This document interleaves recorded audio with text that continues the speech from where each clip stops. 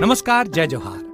क्या आप भी गवर्नमेंट एग्जाम्स की तैयारी करना चाहते हैं? क्या आप भी मेमोरी टेक्निक्स और ट्रिक्स के जरिए बहुत ही कम समय में स्मार्ट स्टडी करना चाहते हैं? क्या आप चाहते हैं कि सीजी व्यापम टॉपर आपको पढ़ाए? तो डाउनलोड करिए योगेंद्र साहू क्लासेस ऐप। यहाँ 10 से अधिक गवर्नमेंट एग्जाम्स क्रैक करने वाले और सीजी व्यापम टॉप करने वाले योगेंद्र सर CGPSC और सीजी व्यापम के अंतर्गत होने वाले सभी एग्जाम्स की तैयारी कराए। तो डाउनलोड करिए Yogendra Sahu classes app to be the best, learn from the best.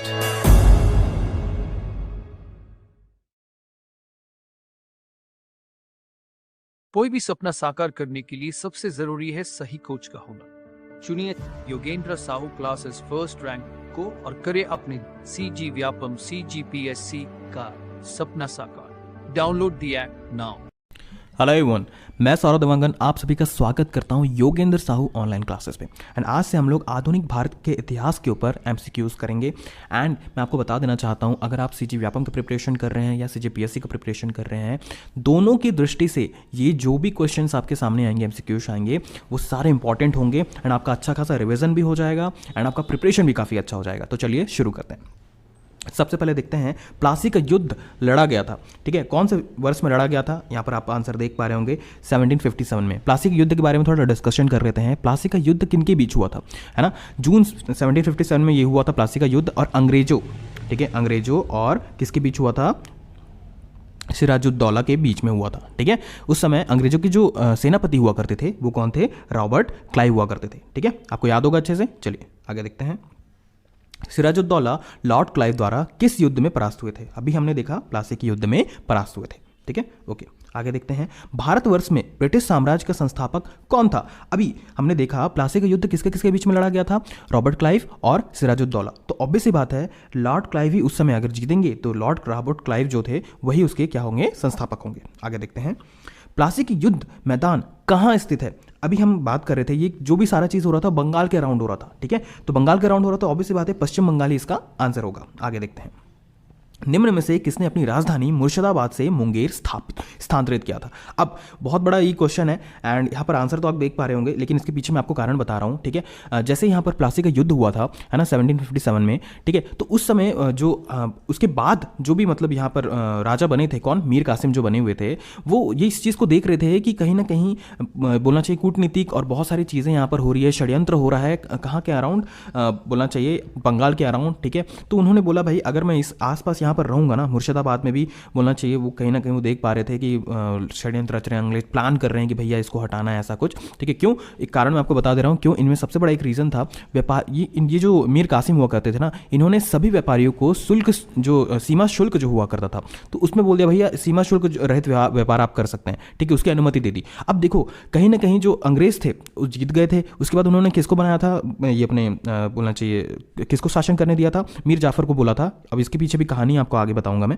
ठीक है, तो मीर जाफर को दिया था। मीर जाफर थोड़े बूढ़े हो गए तो बोले भैया चलो मीर कासिम को देते हैं, तो मीर कासिम के थ्रू सारा चीज़ चल रहा था। ठीक है, लेकिन जब ये सारी चीज़ें हुई, ये शुल्क रहित व्यापार वाला, तो उसके बाद जो अंग्रेज जो थे, ठीक है, उनको बर्दाश्त नहीं हुआ। ठीक है, इसलिए बर्दाश्त नहीं हो रहा था, तो उसी चीज़ के डर के कारण जो मीर कासिम थे उन्होंने क्या बोला, भैया मैं तो यहाँ से निकल जाता हूँ, मुर्शिदाबाद से मुंगेर वो अपने आप को स्थानांतरित कर लेते हैं। ठीक है, अब अगला देखते हैं। अंग्रेजी ईस्ट इंडिया कंपनी द्वारा लड़े गए निम्नलिखित युद्धों में से कौन सा सर्वाधिक निर्णायक युद्ध था?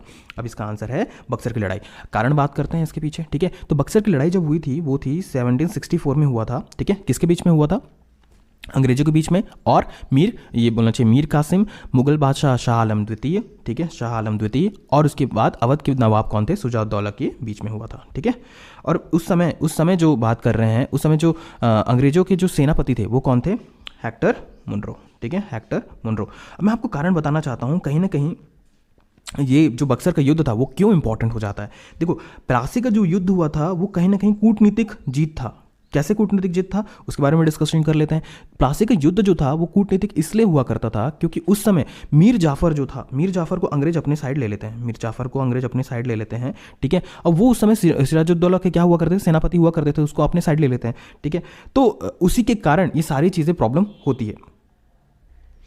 और सिराजुद्दौला जो हुआ करता था उनको क्या कूटनीतिक दबाव झेलना पड़ता है और कहीं ना कहीं वहाँ से अंग्रेज अपना जीत सुनिश्चित कर लेते हैं, ठीक है, क्योंकि धोखा मिल गया तो कूटनीति उन्होंने यूज़ किया था। लेकिन बक्सर की जो लड़ाई हुई थी वहाँ पर क्या हुआ था, जो टोटल जो लड़ाई हुई थी ना वो सेना के बीच हुई थी, अंग्रेजों की सेना और मीर कासिम, ठीक है, मीर कासिम, ठीक है, मुगल बादशाह शाह आलम द्वितीय और अवध के नवाब कौन थे, सुजाउद्दौला के बीच में हुआ था। तो कहीं ना कहीं टोटल जो था वो सेना की जीत थी। तो कई मतलब अंग्रेजों के बीच में ये बात भी चलती थी कि भाई ये अंग्रेजों की सेना की जीत है, इसलिए सबसे ज़्यादा इंपॉर्टेंट बक्सर की लड़ाई को वो बोलते थे। आपको समझ में आ गया होगा, आने वाले जब भी एग्जाम होगा ना तो टेंशन नहीं रहेगा, ठीक है।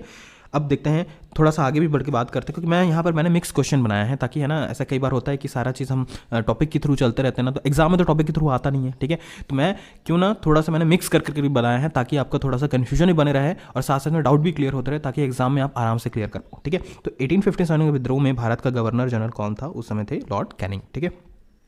कैन ले लेके घूमते थे, ऐसा याद करें ना। बक्सर के युद्ध में दिल्ली का शासक कौन था, शाह आलम द्वितीय। अभी मैंने बात किया था मीर कासिम, शाह आलम द्वितीय और अवध के नवाब कौन थे, सुजाउद्दौला, ठीक है।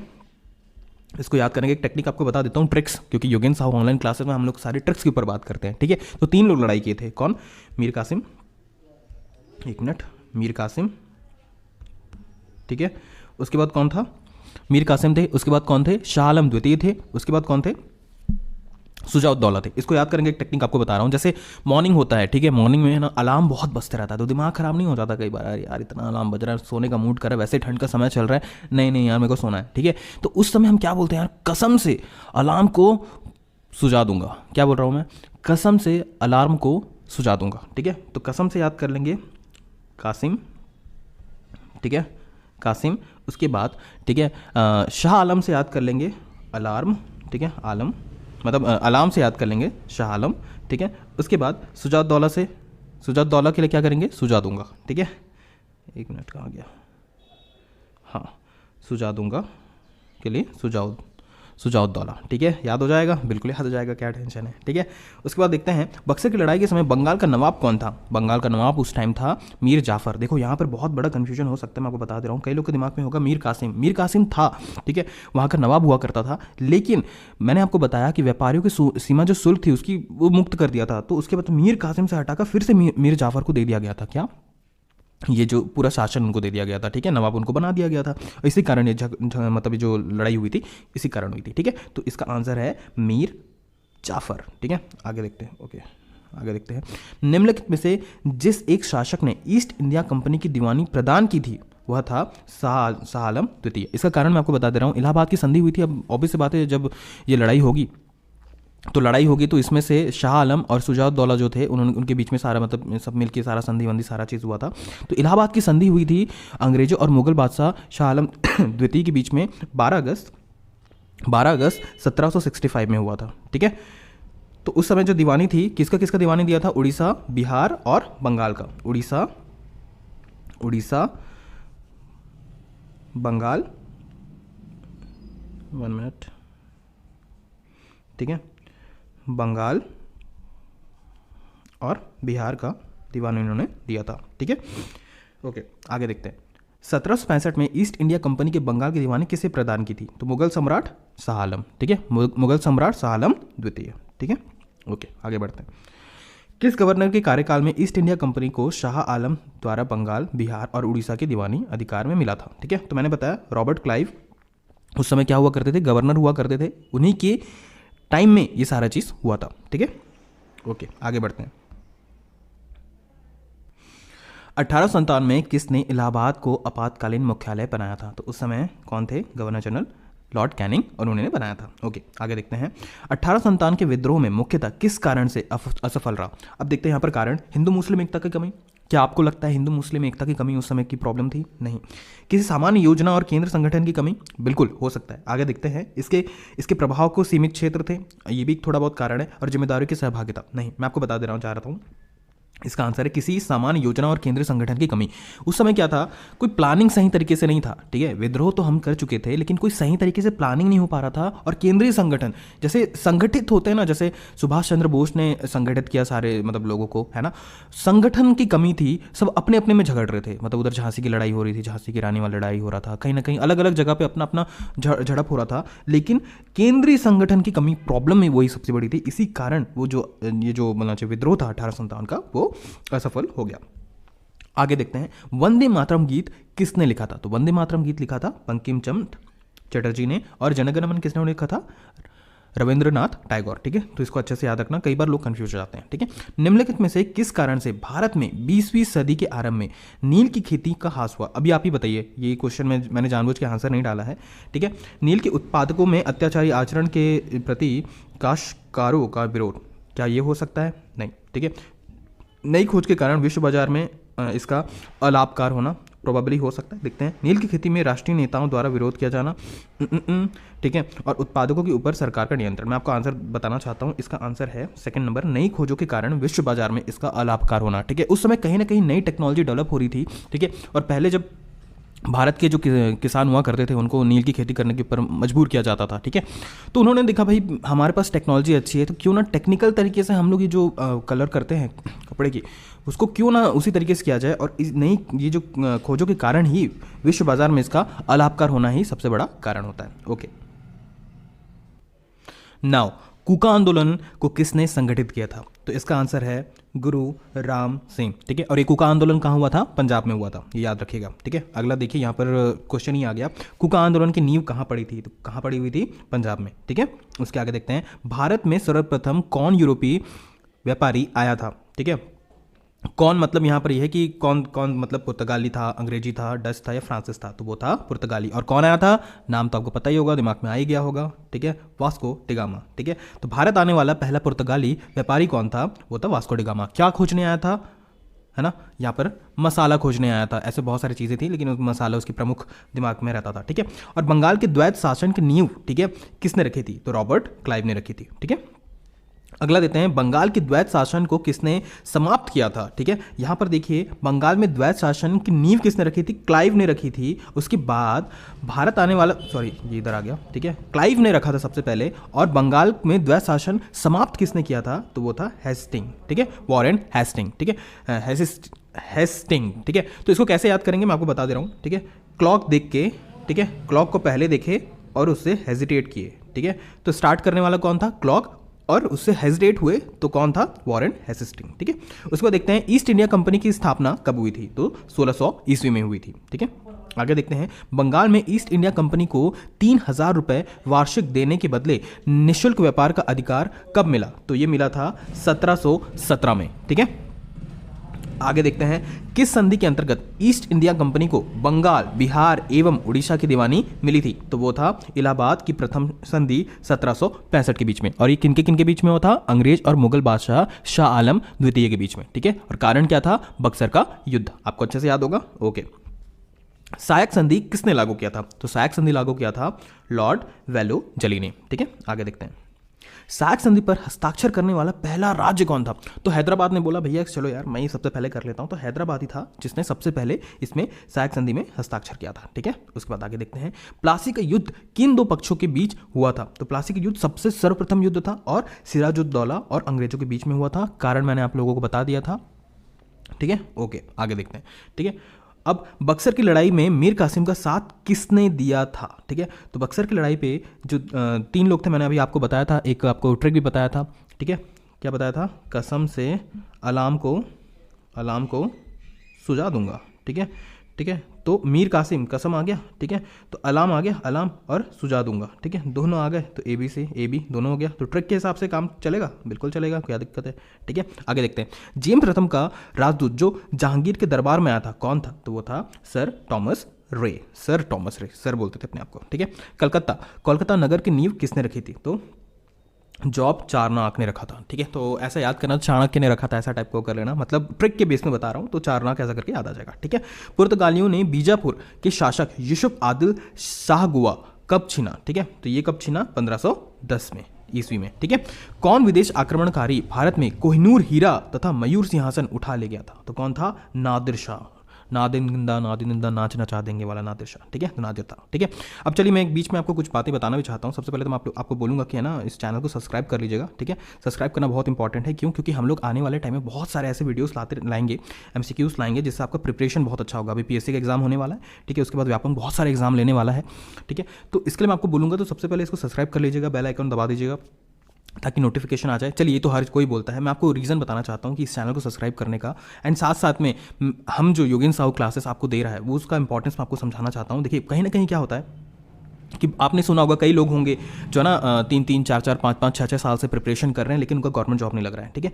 गवर्नमेंट जॉब नहीं लग रहा है, कारण क्या होता है पता है आपको? सही डायरेक्शन में वो प्रिपरेशन नहीं करते। देखिए, एक बात सबसे इंपॉर्टेंट है जो मुझे योगेंद्र सर की काफ़ी अच्छी लगती है, वो बोलते हैं एक चीज़ को कि है ना, क्या पढ़ना है और क्या नहीं पढ़ना है, ये जो जान लिया ना वो एग्ज़ाम निकाल लेगा।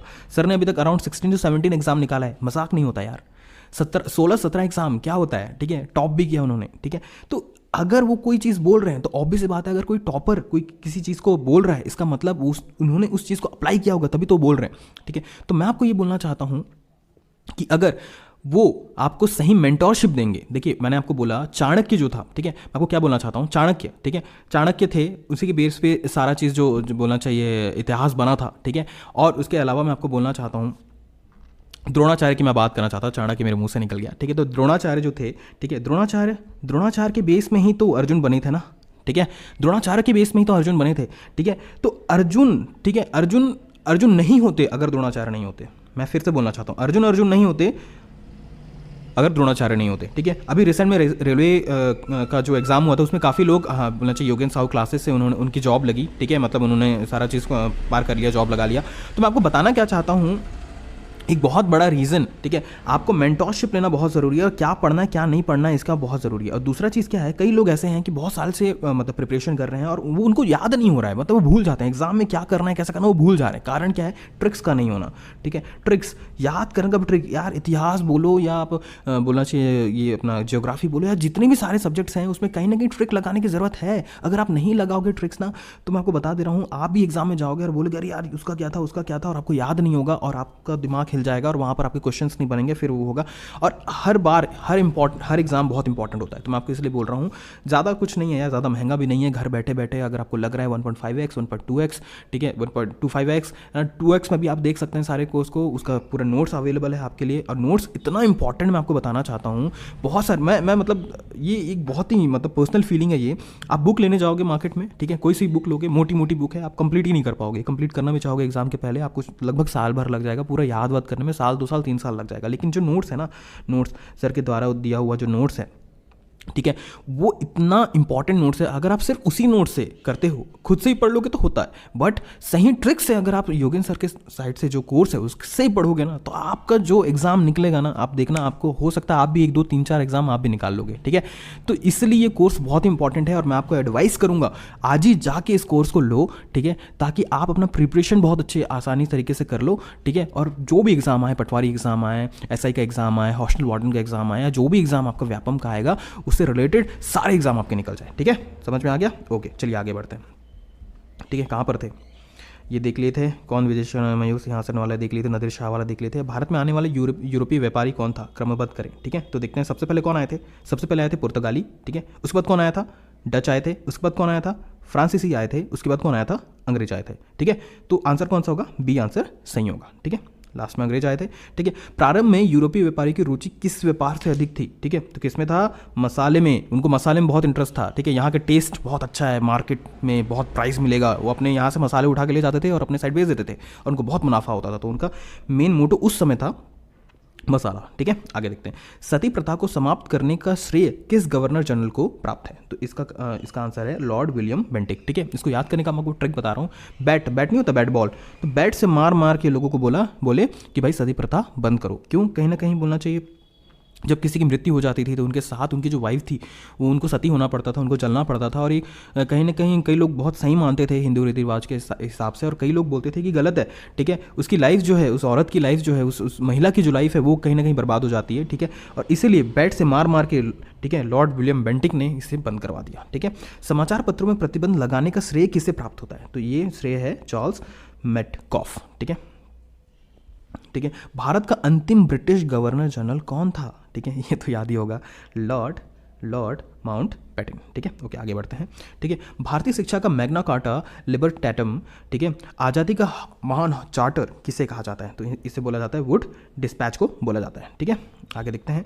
भारत की पहली रेल कब चली थी? ठीक है, तो पहली रेल चली थी 16 अप्रैल 1853 में, 1853 में। इस रेल का नाम था ब्लैक ब्यूटी, और किसके शासन में चली थी ये? लॉर्ड डलहौजी में। ठीक है, अगर नहीं याद होगा तो याद कर लो। ठीक है, वर्नाक्युलर प्रेस एक्ट किसने लागू किया? तो ये किया था लॉर्ड लिटन ने। ठीक है, आगे देखते हैं। 1857 के विद्रोह का तात्कालिक कारण क्या था? उस समय जो विद्रोह होता तात्कालिक कारण क्या था? सिपाहियों का विदेश भेजा जाना? नहीं।